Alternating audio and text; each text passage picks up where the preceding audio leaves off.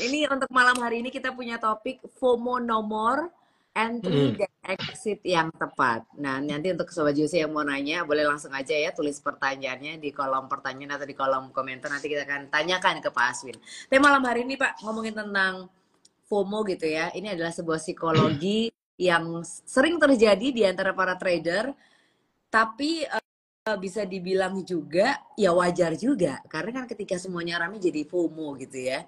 Nah, Betul. dan secara logika akan ada trader yang FOMO, tapi boleh dijelasin nggak logikanya kenapa seorang trader tuh biasanya FOMO? Oke, kalau trading kan ini sebuah aktivitas yang terkait psikologi ya. Terutama kita melihat harga biasa bergerak naik turun itu kan sebenarnya ada pengaruh greed dan fear gitu Ya, ya. Jadi FOMO kenapa bisa terjadi? Karena tidak ada antisipasi antara apa yang kita rencanakan, kita planning nih beli saham A, B dan lain sebagainya ya, dengan apa yang kita lihat dengan apa yang kita dengar. Jadi pada saat kita kadang-kadang melihat nih, yang kita lihat harganya nggak bergerak, tiba-tiba ada saham gerak nih. Nah, udah kan ekspektasi kita berubah ya. Jadi faktornya banyak ya. Kadang-kadang ada price action ya. Saham yang kita ini belum lah, tiba-tiba hari ini naik nih 7%, 8%. Nah, ini kita kejar contoh. Nah, itu price action. Kadang-kadang juga ada yang namanya corporate action ya, misalnya sebuah emiten contoh mengakuisisi atau invest kemana gitu ya. Nah, itu corporate action ya. Kadang-kadang juga ada berita ya atau tips dari influencer. Jadinya sesuatu yang sebenarnya kita nggak antisipasi. Nah, ini merubah persepsi kita ya terhadap harga ekspektasi kita ya. Jadi biasanya misalnya sebuah harga kita anggap oh ini mahal, jadinya nggak mahal nih ya. Yang penting orang-orang ngejar harga, yang penting saya dapat barang. Harga udah nggak masalah, gitu lah. Jadi mana yang boleh, mana yang enggak itu kadang-kadang udah blur ya. Ya. Jadi yang ada dia melakukan apa ya aktivitas atau keputusan itu berdasarkan greed atau fear seperti itu. Nah ini kenapa bisa FOMO? Ini logikanya seperti itu. Itu. padahal kalau FOMO ada resikonya juga ya Pak ya. Oh ada dong, ada dong. Ya. Resiko FOMO apa nih kalau FOMO? Ya, otomatis kita entry ya di posisi resiko yang nggak nyaman ya. Ya misalnya sebuah harga nih ya bergerak cepat kita lihat wah ini volumenya banyak ya. Jadi kadang-kadang pengalaman saya gini banyak yang dari nasabah-nasabah kita ya yang saya kan sering ngobrol sama mereka. Nah mereka curhat nih. Dan saya melihat rata-rata orang-orang kena FOMO gitu ya. Terus habis itu nyantol nih. Pak, saya tadi FOMO nih, saya masuk Tiara. Itu umumnya Nah, pagi-pagi nih. Begitu pembukaan, harga bergerak cepat ya. Nah, itu kan biasanya, nah kenapa harga bisa bergerak cepat? Mungkin malamnya tuh dengar berita, mungkin lihat kondisi di US market gitu ya. Wah, hari ini hijau semua nih. Ya, lihat ini apa, kadang-kadang market Asia gitu ya, semua pada hijau nih. Wah, ini pasti hijau nih. Nah, jadi begitu pembukaan langsung digebuk harga-harga pada naik ya, cepet-cepet gitu ya. Nah, ini nah resikonya mereka masuk di harga yang walaupun udah bergerak ya. Tadinya kita plan nih harga 1.000 dianggap oke lah. Uh, Masuk di 1.000 itu harga yang wajar, harga yang baik. Tiba-tiba harga tersebut 1.090 nih, udah naik 9%. Nah itu digebuk juga gitu loh. Nah makanya akhirnya setelah 1 jam 2 jam harga turun. Mestinya bisa beli di 1.000, ternyata harga setelah 1 jam 1.020. Nah ini kan nyantol di pucuk kan gitu ya. Nah, jadi kadang-kadang ya ini jadi kadang lagi trade di dalam trading itu ya ada beberapa fase ya. Nah, dalam konteks pergerakan harga itu fase-fase misalnya fase-fase akumulasi. Nah, harga pada saat di bawah gitu ya, harga udah murah, terjadi koreksi ya. Nah, itu kadang-kadang ada yang namanya fase akumulasi di mana banyak orang masuk di harga murah ya, pemain-pemain besar biasanya ya. Nah, lalu ada yang namanya fase price movement ya dan fase distribusi. Nah, biasanya yang paling banyak nantol itu di pucuk itu ya, biasanya pada saat orang-orang ngejar harga di fase price pump itu. Jadi harga lagi naik, mereka ngejar.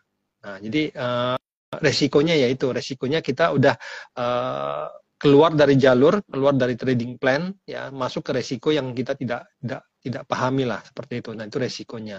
Ya berujung biasanya cut loss sih seperti itu. iya, iya. Nah, tapi seperti yang tadi sudah Pak Aswin bilang juga, kalau FOMO ini kan biasanya related atau berhubungan dengan perasaan greed atau keserakahan dan juga fear atau Ya, ketakutan. fair. Ya. Nah, cara menghindari FOMO terutama tentang perasaan greed dan fear ini seperti apa? Ya, yang saya sering sarankan adalah para teman-teman ya, biasanya jangan terlalu banyak ngikutin rumor atau news lah. Nah, seperti itu. Nah, biasanya kalau news dan lain sebagainya, biasanya itu datangnya terlambat ya.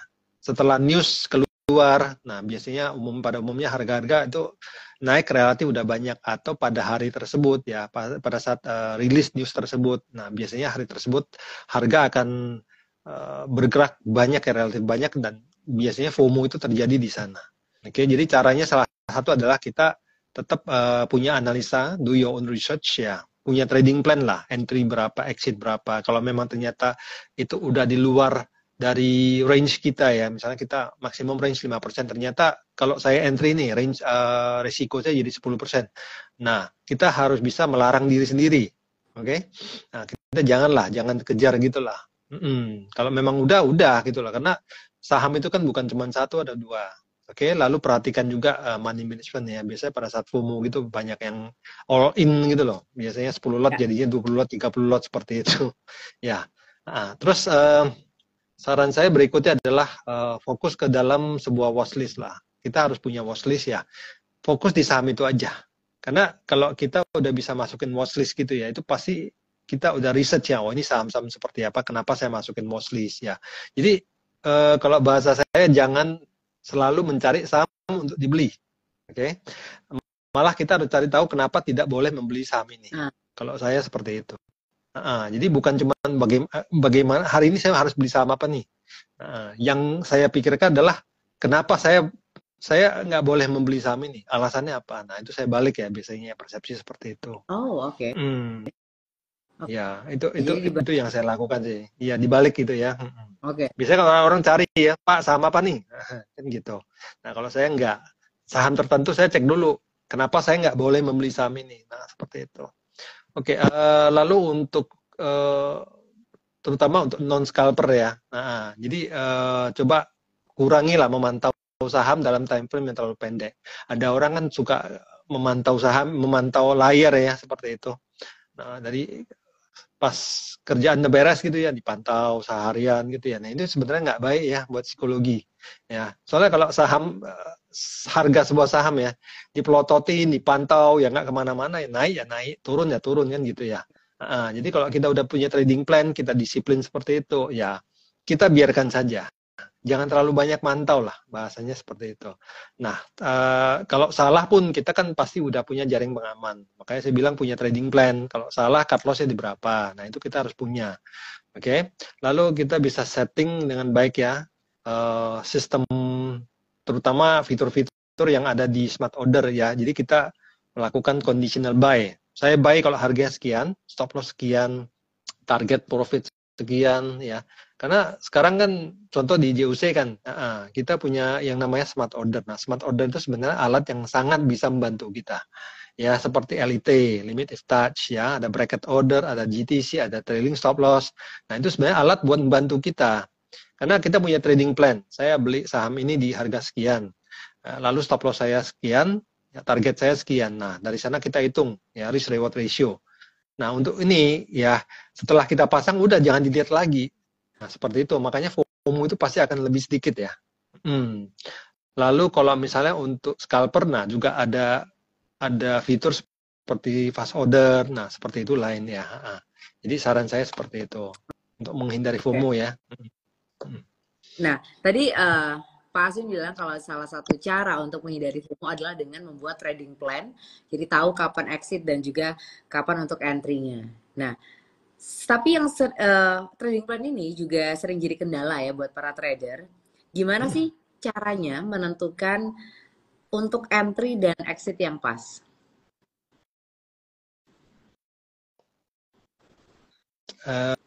Oke.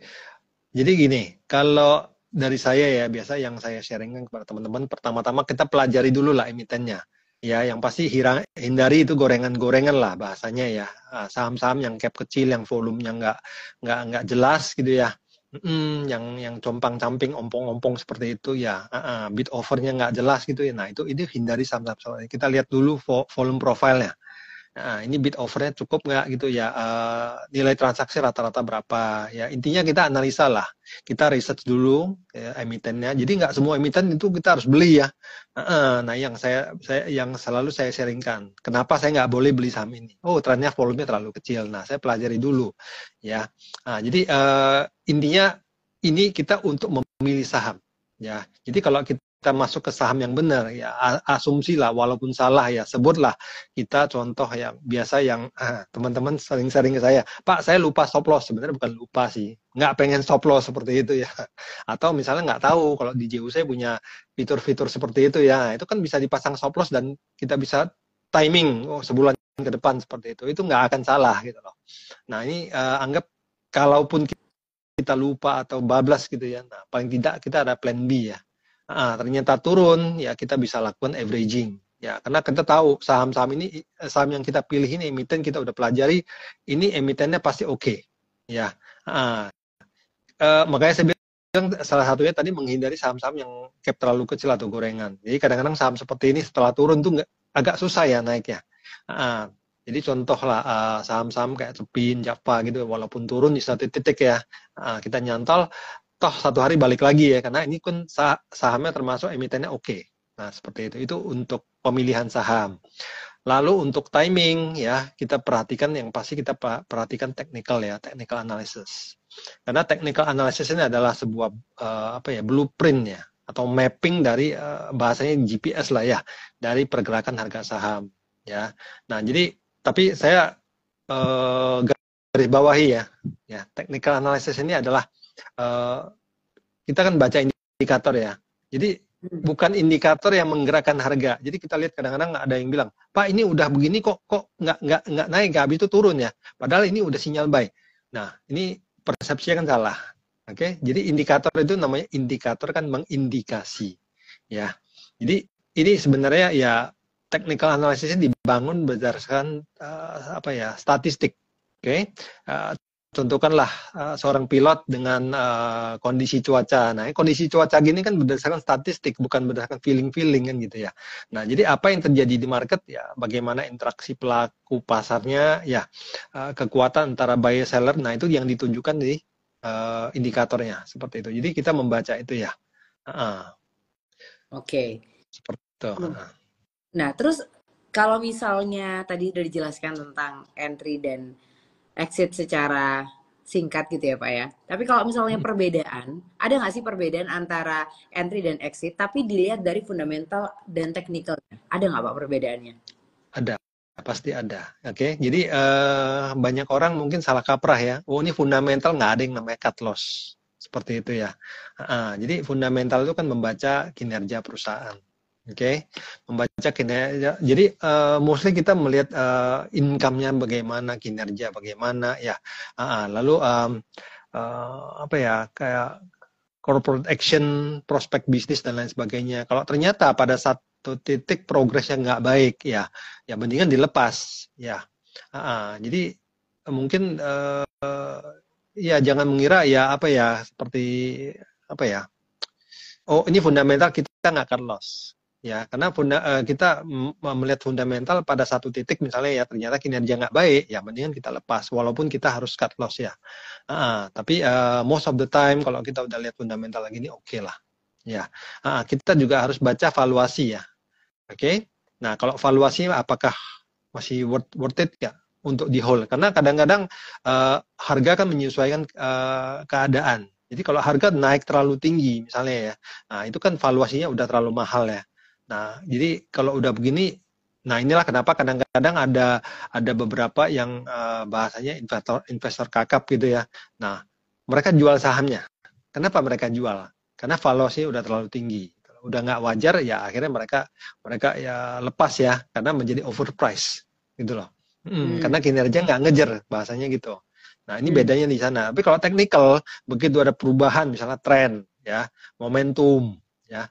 Nah, jadi kita entry dari sisi teknikal tuh yang diperhatikan seorang trader, ya itu biasanya misalnya tren. Jadi tren begitu berubah, udah kita keluar, gitu loh. Ya atau momentum momentum. Ini momentum harga Ya, nih naik terus nih. Nah, ini yang menyebabkan kenapa yang membedakan ada trader yang bisa menghasilkan wah puluhan persen, ada yang cuma biasa rata-rata 5%, 10% dianggap bagus gitu ya. Karena kenapa? Karena nggak mengerti baca momentum. Karena momentum ini membaca momentum itu penting sekali ya. Kalau momentum lagi naik, walaupun ada koreksi kecil, secara momentum dia masih naik. Nah, biasanya saya pasti hold. Oke, lalu kita baca lagi karakter sahamnya. Saham ini liar nggak, choppy nggak, pergerakannya naik turunnya kencang sekali. Satu bar misalnya satu candlestick dalam satu hari bisa naik 12%, besok turun 8%. Nah, saham-saham kayak gini biasa saya hindari juga. Terutama ya kalau di sisi technical ya, saya sangat fokus kepada bacaan yang namanya key level. Ada yang namanya support, resistance, lalu ada bacaan kayak tadi ya, yang momentum. Kalau misalnya ada divergence nih, harga naik tapi momentum nggak ngejar. Nah, itu menandakan bahwasanya oh ini momentum udah turun ya. Kadang-kadang harganya udah terlalu tinggi, ya, overbought, oversold dan lain-lain. Ini perbedaannya di sana. oke. Ya, seperti itu. Nah, kalau entry, tapi kalau misalnya entry dari sisi teknikalnya, Hmm. apa sih yang perlu diperhatikan Pak? Oke, yang tadi ya, pertama-tama karena tren itu kuncinya. Ya. Ada ada dua persepsi sih, perspektif ya, sorry. Nah, yang pertama ada tipikal trader yang suka menangkap reversal. Nah, itu biasanya menangkap sebuah tren yang lagi turun, ya lagi turun. Nah, mereka mencoba menangkap pada saat harga di bawah. Karena biasanya itu yield-nya paling tinggi ya. Karena kan murah seperti itu ya. Nah, tapi dari sisi ini kita harus baca juga volume profile-nya. Apakah ada dana besar nggak masuk di harga bawah? Jadi kita mesti ada yang namanya volume analysis. Ya, jadi kalau misalnya istilahnya kalau saham itu turun, walaupun murah, nggak ada yang mau, bahasanya seperti itu. Nah, saham kayak ini, walaupun murah, saya nggak akan mau. Gitu loh. Jadi kalau misalnya saya melihat, oh ini murah, tapi di satu time frame gitu ya, udah mulai kelihatan ada transaksi besar di harga bawah. Nah, ini biasanya ya. Nah, ini pasti akan ada satu hari sahamnya akan naik. Nah, kita bukan beli pada saat mereka bahasanya akumulasi ya enggak seperti itu. Ya, jadi kita menunggu timing yang benar. Lalu kita baca lagi yang namanya momentum swing ya. Pada saat dia pullback, koreksi dan lain sebagainya. Nah, itu yang kita lihat. Yang tadi karakter saham, ada volume profile, support resistance, nah seperti itu. Ya, Oke, itu dari sisi teknikalnya ya Pak ya. betul, betul. Nah, tapi dengan hal yang sudah disebutkan tadi, kita kan juga seringkali mencari rekomendasi dan mendengar rekomendasi. Rekomendasinya Ya, ini itu gitu ya. Nah, itu gimana nih Pak? Tips buat para trader gitu ya supaya lebih tepat menentukan entry dan exitnya terlepas dari semua rekomendasi yang ada. Karena dengan rekomendasi sebenarnya membantu juga, tapi kalau misalnya terlalu banyak pasti. rekomendasi malah bingung sendiri gitu kan. Iya, betul Ya, ya. Nah, ini pengalaman saya juga ya. Awal-awal dulu tahun berapa ya? Tahun 2008 ya, 2007, 2008 pada saat awal-awal saya mulai trading ya. Nah, itu saya mencari rekomendasi kemana-mana. Nah, lagi itu masih nggak sebanyak sekarang lah. Sekarang kan di mana-mana, wah itu luar biasa ya. Jadi kalau misalnya kita lihat aja IG gitu ya. Nah, kalau kita udah fokus ke cari-cari rekomendasi, nanti yang datang itu sampai sampai puluhan gitu ya. Nah, itu saking banyaknya bingung. Nah, intinya adalah gini, kita harus riset sendiri lah, riset mandiri ya. Untuk itu kita ya saya sarankan teman-teman paling tidak bekali diri dengan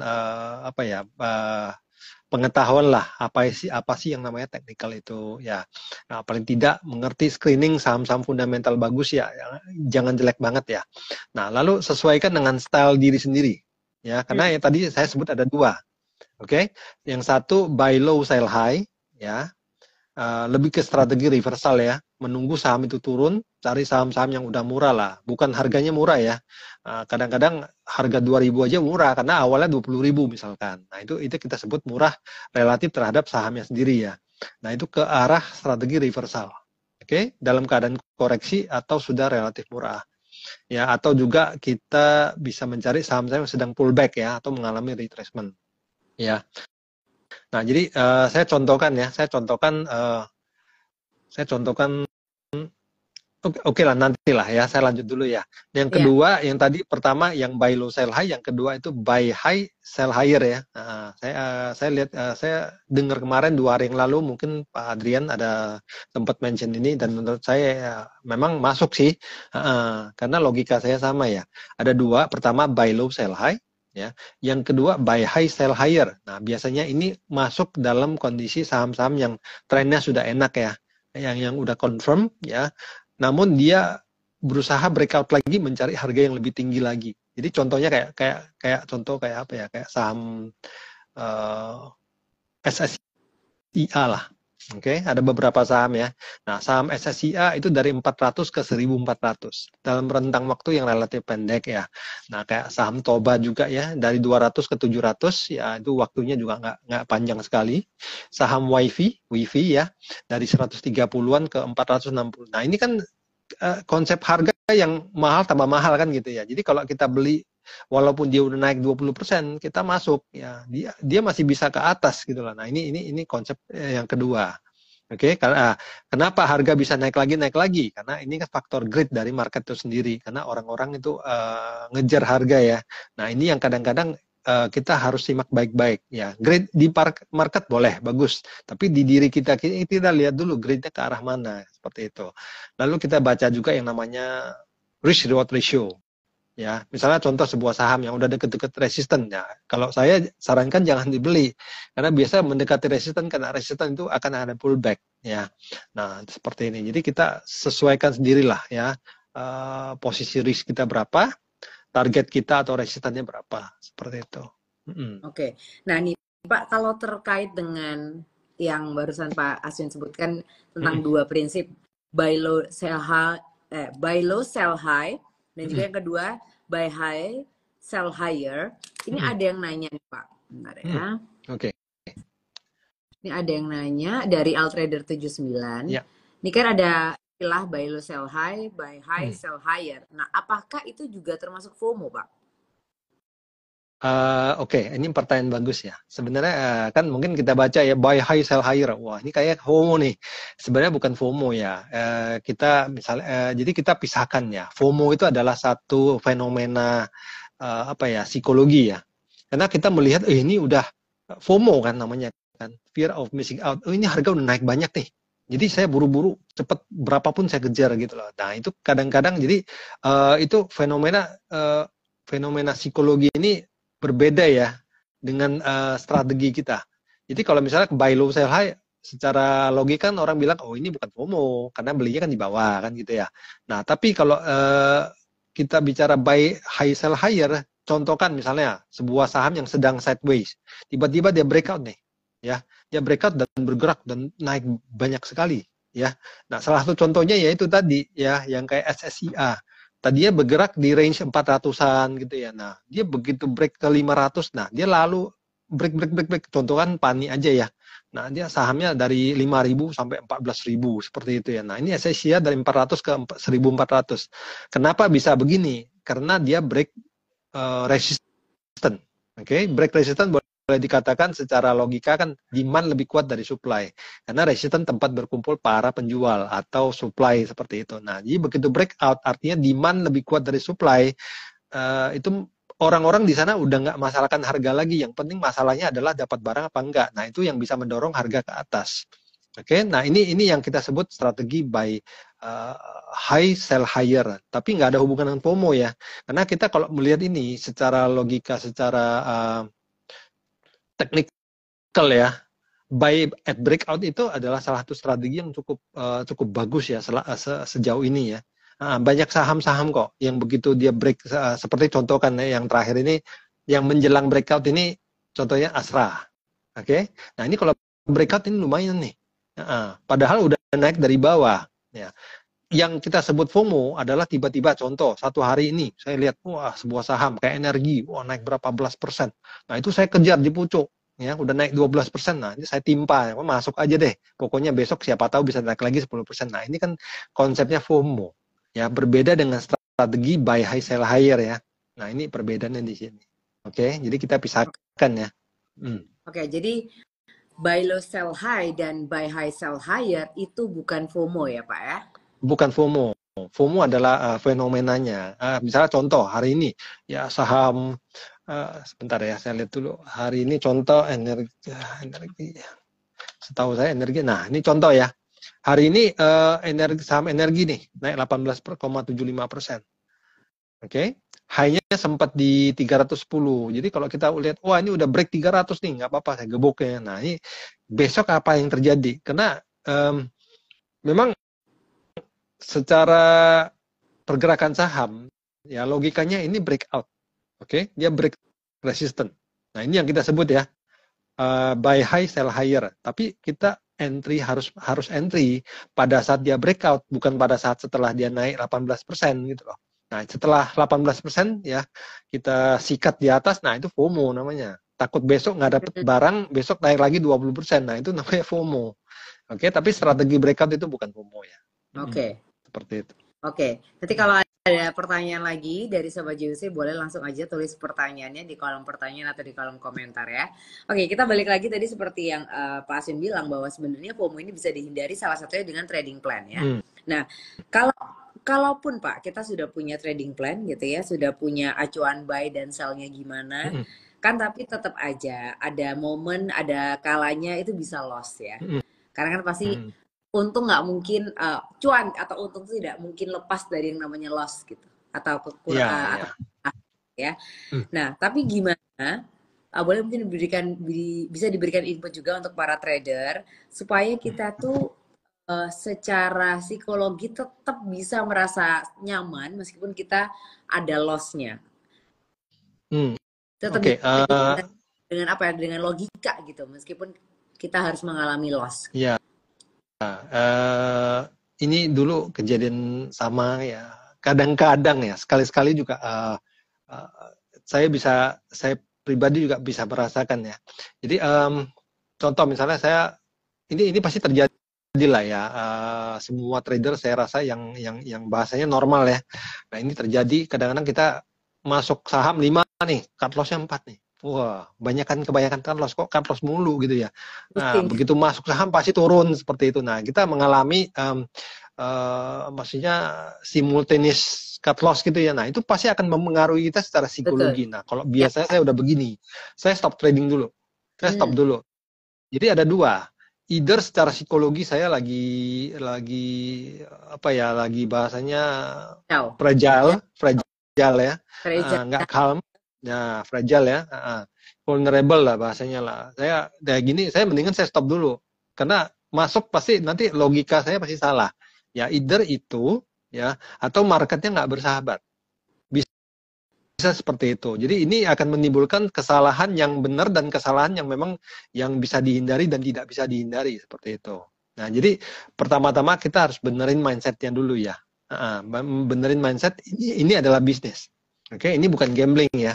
Nah, kita harus ketahui dulu tujuan trading kita apa. Kita investasi tujuannya apa, time frame-nya berapa lama. Nah, seperti ini kita benerin dulu ya. Karena di dalam bisnis pasti ada yang namanya biaya ya. Nah, yang pasti loss ini masih dibatasi. Ya, banyak orang trading tanpa kadang-kadang tidak memperhatikan kaidah-kaidah cut loss gitu ya. Karena kita trading, kecuali kalau kita invest panjang itu lain cerita ya. Jadi kalau kita loss ini mesti kita batasi. Ya, kalau saya misalnya ya, saya cut loss kadang-kadang maksimal 6-7% contoh. Ya, namun pada saat profit ya, itu dimaksimalkan. Jangan naik sedikit kita jual, naik sedikit kita jual ya. Untuk nutupi yang loss itu nggak ada cerita seperti itu ya. Jadi kalau contoh kita pas bisnis ya, oh ini ternyata ini lagi winning streak ya. Masa winningnya saya batasi untuk nutup dulu yang loss kemarin ya? Enggak, kan gitu. Ya. Nah, kita harus punya cara lah ya, punya sistem yang bisa dijalankan ya secara simple namun disiplin ya. Oke.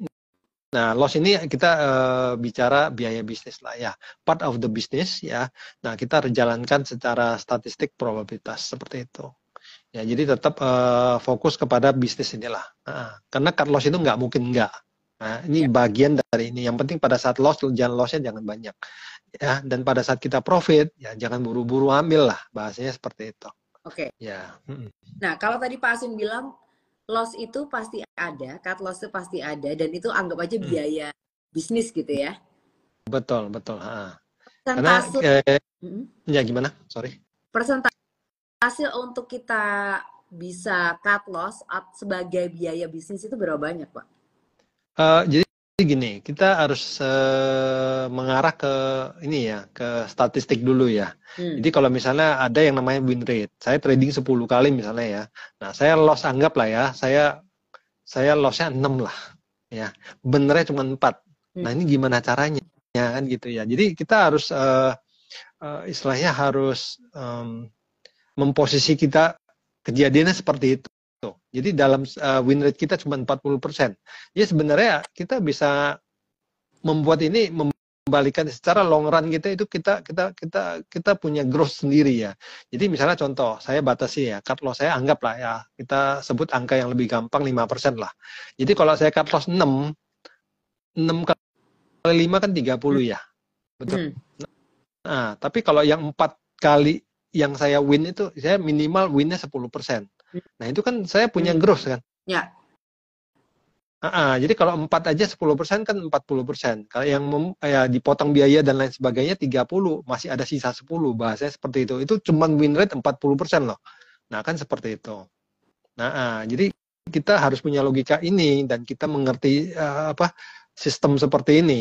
Ya otomatis kita pada saat kita trading pasti nyaman karena kita tahu ini adalah bagian dari biaya bisnis seperti itu. Jadi kadang-kadang ada orang yang memang secara psikologi kurang kuat nih misalnya. Nah bisa aja misalnya saham dia masuk di 1.000, udah naik 5 atau 6%. Nah udah pasang di stop loss di harga entry-nya.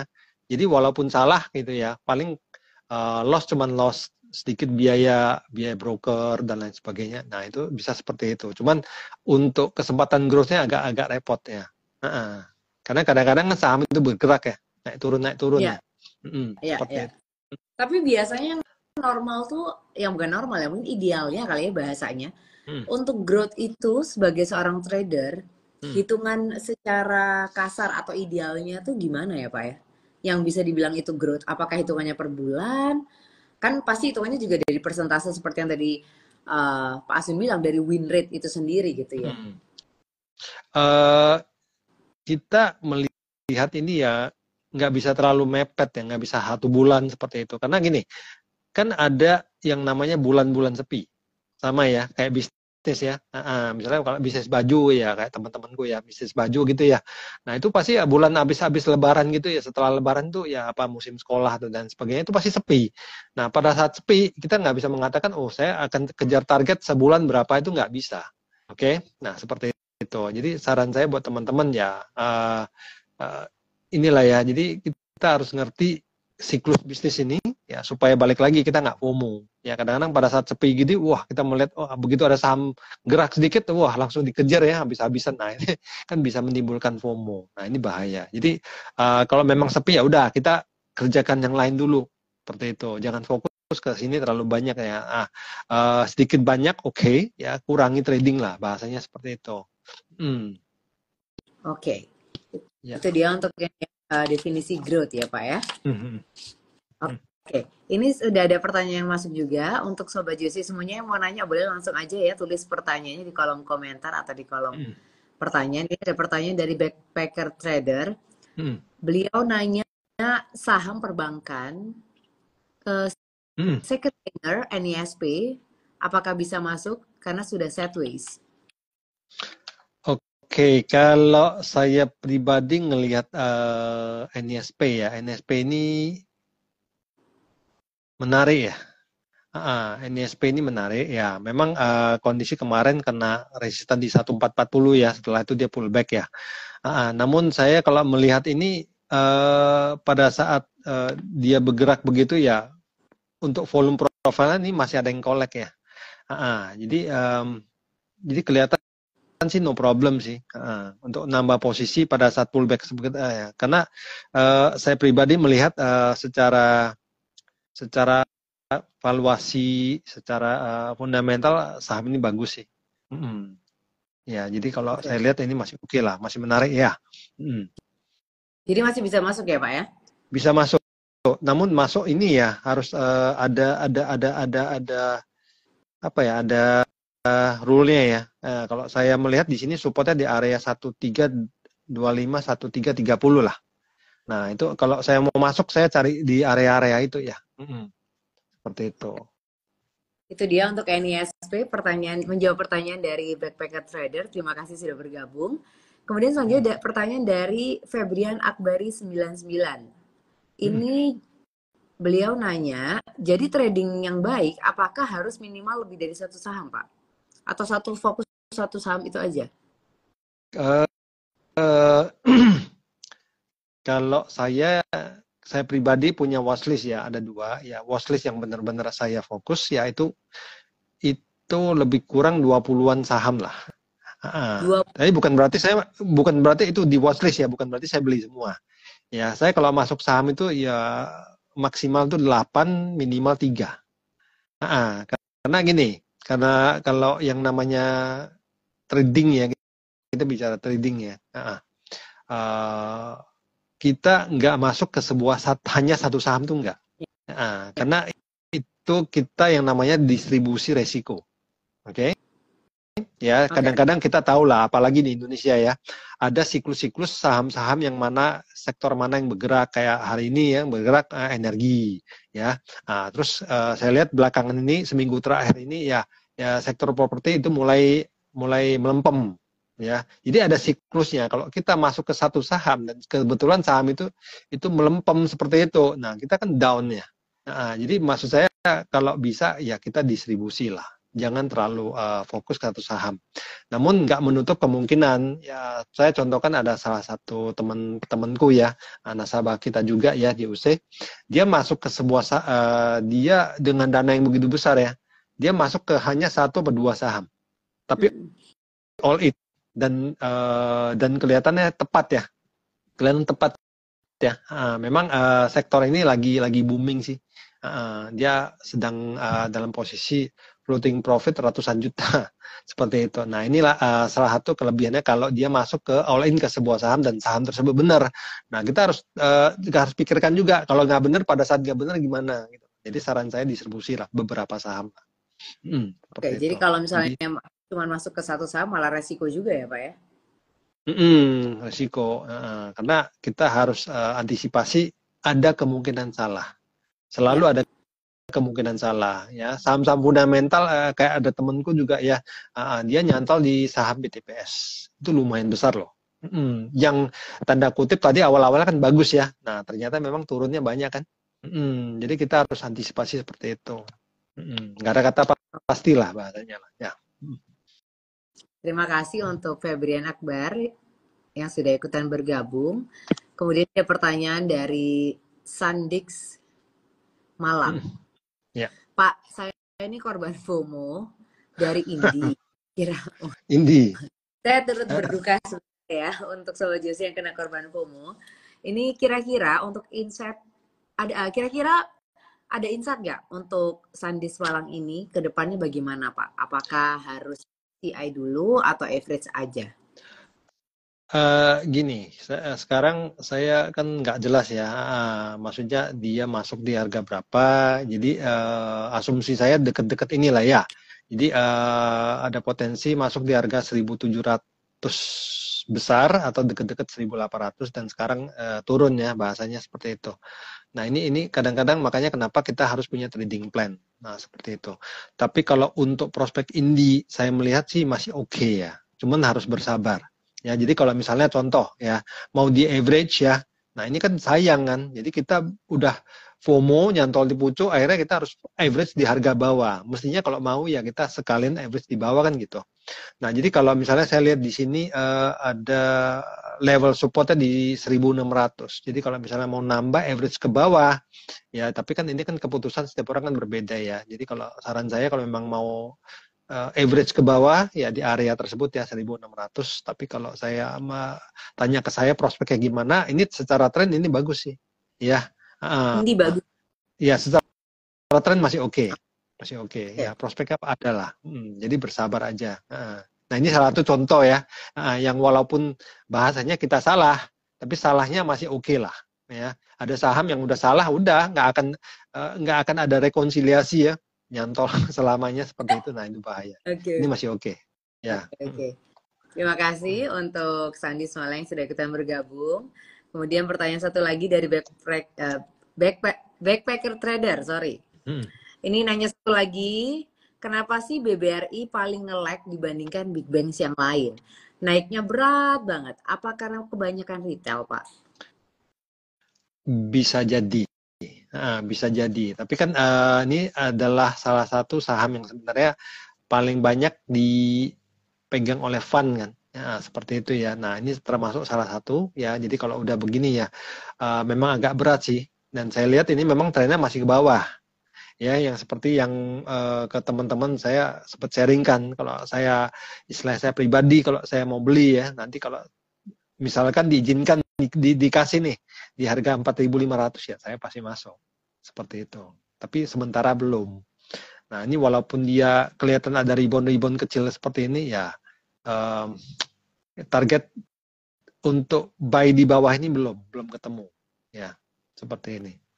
Oke. Terus kalau untuk alasannya kenapa dia berat dan lain sebagainya, nah ini kalau saya pribadi sih, saya kadang-kadang alasan-alasan ini kadang-kadang ya kita nggak tahu lah bahasanya seperti itu. Ya kalau saya lebih fokus kepada teknikal karena teknikal itu kan interaksi pasar ya, apa yang dilakukan oleh buyer seller. Nah ini kan ketahuan behavior ya, kita ngikutin lah. Garis besarnya seperti itu. Oke, itu dia tentang BBRI yang katanya naiknya berat banget gitu ya. Oke. Terima kasih untuk Backpacker Trader yang sudah bergabung. Ini Pak dari Sandi Semalang katanya, terima kasih Pak. Harga saya sesuai yang Bapak tebak katanya. Jadi bener. Iya. Nggak apa-apa. Itu masih oke. Masih oke. Oke ya. Karena kemarin saya lihat ada apa korban yang harga itunya lebih parah ada. Udah megang lama, udah ada. Oke, tetap semangat untuk Sandi Semalang. Kemudian pertanyaan selanjutnya ya Pak ya. Ini sebenarnya satu pertanyaan dari Yosi Silva, PSAB dong Pak, arahan insight-nya. PSAB. Tadi kita bahas ya di sore tadi saat live trading. Nah ini kalau PSAB ya, saya memang melihat sekarang oke ya, kita lihat ya kalau kita punya ya. Nah, saya bakal agak sedikit worried ya. Karena saya lihat ini ada potensi besok masih lanjut nih koreksinya. Karena by pola candle-nya ini agak jelek ya kalau saya bilang. Ya. Jadi kalau saya lihat potensi ke 320 itu masih terbuka ya. Jadi kalau misalnya saya belum punya, asumsi lah ya saya mau beli, saya mungkin akan tunggu di harga 300-an.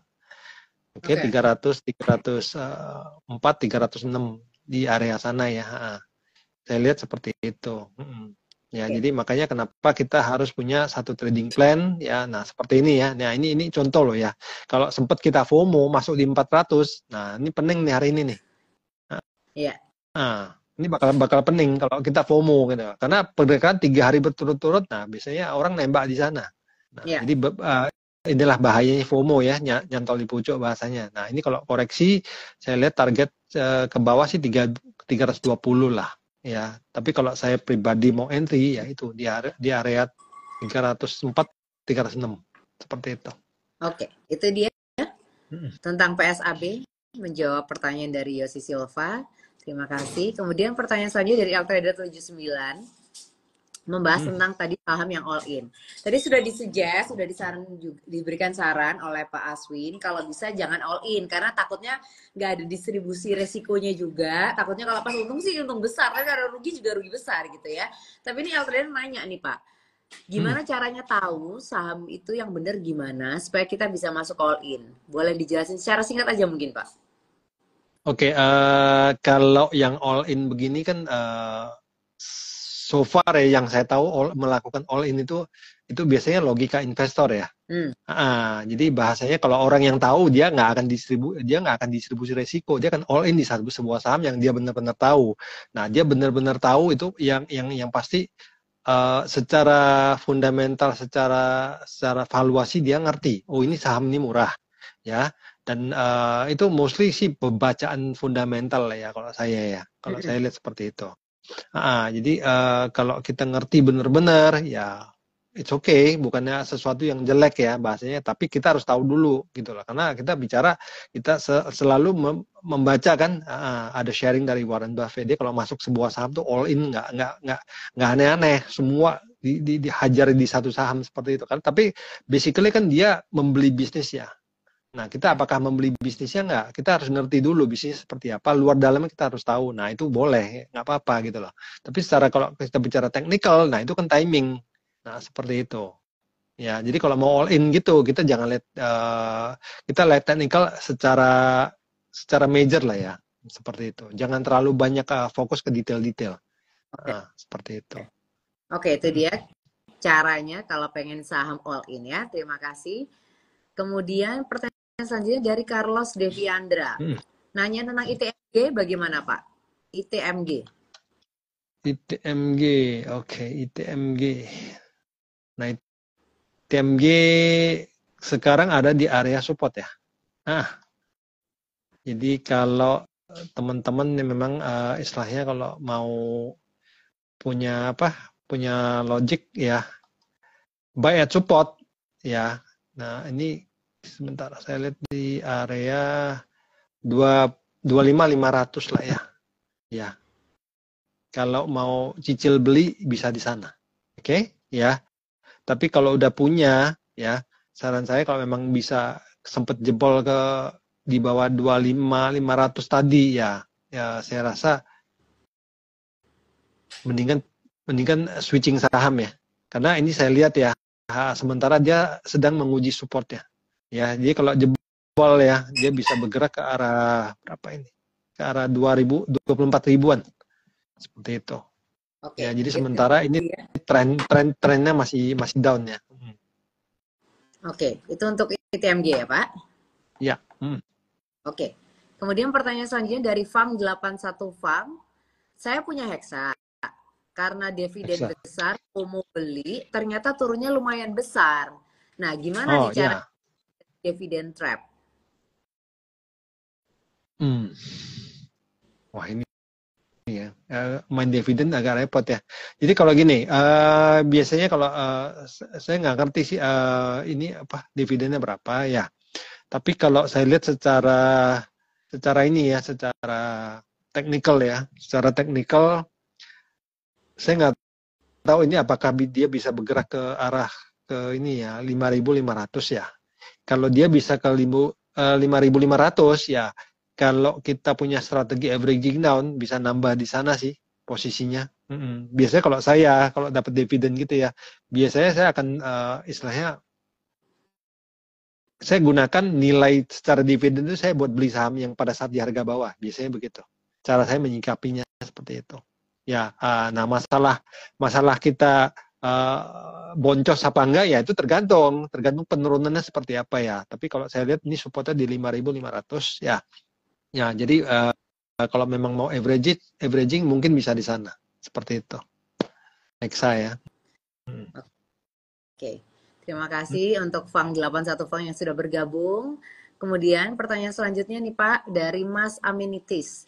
Malam Pak, PTBA dan MBR ada kerjasama. Kok PTBA-nya malah turun?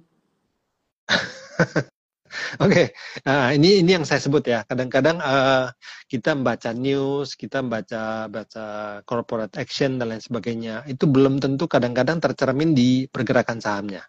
Oke, nah yang saya lihat di PTBA ini malah yang bekerja itu adalah technical analysis karena dia kena di area resisten di sekitar akhir September ya.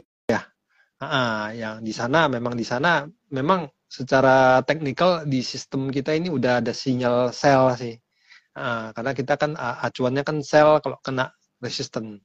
Nah, jadi saran saya kadang-kadang kita boleh membaca ya mengetahui ini ada news, ini ada corporate action, ada berita apa ya.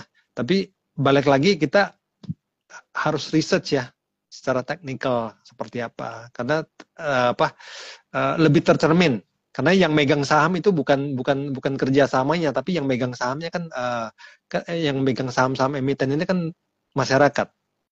Nah, mereka yang menentukan seperti apa. Kalau mereka ketakutan, tiba-tiba ada fear dan turun. Nah, kita harus ikut cepat-cepat, harus cut. Kita harus lepas. Karena biasanya udah begini akan dibawa ke bawah. Ya, walaupun despite mereka kerjasama seperti apa. Jadi saran saya seperti itu. Ya. Oke, itu dia menjawab pertanyaan dari Mas Amenitis mengenai kerjasama antara PTBA dan SMBR. Kemudian pertanyaan selanjutnya dari Ibu Englis, Pak. Ini Ya. PTRU katanya mendirikan perusahaan, anak usaha, sorry. PTRU mendirikan usaha, pin efeknya apa ya ke harga saham PTRU? Kalau saya biasanya nggak melihat ke sana sih. Ya, karena most of the time ya, berita-berita seperti ini efeknya nggak terlalu ini sih ya, nggak terlalu signifikan ya. Saya nggak mengatakan semuanya nggak ya. Kadang-kadang ada yang memang bergerak, tapi most of the time itu nggak signifikan. Ya makanya saya kalau trading ya, logik saya jarang-jarang baca berita. Jadi kadang-kadang yang nanya saya, Pak ini berita ini nih. Lalu saya nggak tahu, karena saya nggak baca berita. Ya kan, berita saya ada di chart, ada di grafik, karena itu mencerminkan interaksi pasarnya itu yang lebih real gitu loh daripada berita-berita seperti ini. Nah kalau saya seperti ini ya. Jadi kalau saya lihat PTRO ini kalau dikait-kaitkan lah ya, cocok logi ya ke berita hari ini. Saya nggak tahu ini beritanya kapan, tapi kalau saya lihat candle hari ini ya koreksi sih, koreksi. Jadi ya, sementara target koreksinya ya bisa ke arah 15.000 ya. Nah seperti itu. Oke, Menjawab itu dia ya. PTRO. Jadi memang kadang-kadang baca berita tuh ada untungnya, tapi juga ada bingungnya juga ya, Pak ya. Ada bias bisa mempengaruhi kita. Juga, ya?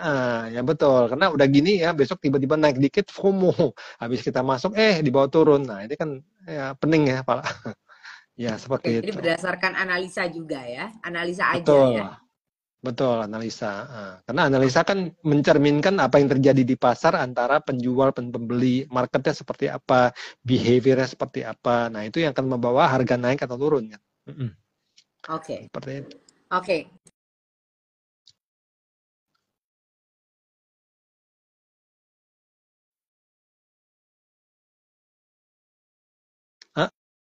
Halo, ya. Pak Aswin bisa dengar suara saya? Tadi sempat ngeblank. Ya. Terima kasih untuk insight-nya malam hari ini. Ini nggak berasa, sudah 1 jam kita ngobrol. Oke. Seharusnya ini kita sudah selesai, tapi ini mungkin menjawab satu pertanyaan terakhir, Pak, terkait dengan berita gitu yang tadi barusan aja kita bahas. Ini dari Ultra 79, kalau buy on Ini Oke. Tadi mungkin sinyal saya agak hilang sebentar. Ya, ngedrop ya. Ini pertanyaan dari Ultra 79. Kalau buy on rumor, sell on news, pendapat Pak Aswin gimana? Kalau saya itu memang kadang-kadang bisa ya. Tapi saya pribadi saya jarang melakukan itu. Ya, karena itu lebih ke arah spekulasi sih kalau saya. Jadi saya biasanya kalau trading itu tidak mencari bahasa sok-sokannya lah. Saya nggak cari uang receh lah, bahasanya seperti itu ya. Jadi kadang-kadang rumor, kalau memang rumor itu kan belum tentu pasti kan, seperti itu. Jadi contoh kan seperti case hari ini ya, kayak Panin Bank ya kan mau diakuisisi dan lain sebagainya. Ya udah begini tiba-tiba katanya ini ternyata enggak lah, nggak ada lah dan lain sebagainya. Nah itu kan nanti kalau kita udah FOMO gitu kan boncos nanti, ya kan. Nah, jadi tapi basically kalau saya perhatikan memang secara chart dia bagus gitu. Nah, saya lebih fokus kepada chartnya. Saya boleh dapat news, tapi tetap saya research ke chartnya, mendukung nggak gitu lah. Jadi kadang-kadang banyak yang namanya gerak-gerak tipu itu seperti itu. Seperti main bulu tangkis ya, ya si Mas Ginting. Ya banyak gerak tipunya ya. Saya udah kena banyak lah. Jadi bahasanya saya udah jarang lihat ke sana. Kalau memang secara chart mendukung oke. Oke. Seperti itu. Mm. Itu dia ya terkait dengan buy on rumor sell on news. Terima kasih banyak sekali lagi untuk Sobat JOC yang sudah bergabung malam hari ini. Thank you so much sudah ikutan ngobrol juga, seru sekali. Dan terima kasih juga untuk Pak Aswin yang sudah Eh, Mungkin ini ya, Lady, tadi saya sempat ada ngobrol sama teman-teman saat sesi tadi. Saya mungkin memberikan beberapa rekom ya. Rekom untuk hari inilah. Untuk ya. saya untuk fokus ke besok ya. Nah, rekom ini beberapa ya. Nah, ini cuma buat research ya, teman-teman juga harus research ya. Nah, ini salah satunya yang pertama itu auto ya, auto. Nah, itu entry area di 2500, 25, 20 ya. Stop loss 2400, target 2700. Oke, yang kedua adalah INTP ya, entry area di atas resisten 8000 ya. Kalau ada breakout ya, stop loss-nya 7475, targetnya di 8700. Lalu Oke. Java, entry area di 1645, stop loss-nya 1565, targetnya di 1780. Nah, ini tiga ini saya rekom dulu, mungkin sharing ke teman-teman ya untuk dipelajari ya. Oke, jangan FOMO ya. Oke, terima kasih Ya, banyak Pak untuk insight-nya, untuk rekomendasinya juga. ya, Terima ya, kasih oke, malam hari. sama-sama. Oke, kita ketemu next time ya Pak ya. Oke, sip. Oke, akhir kata saya Lady Lia pamit, Pak Aswin juga pamit. Terima kasih semuanya. Selamat malam, bye-bye. Malam.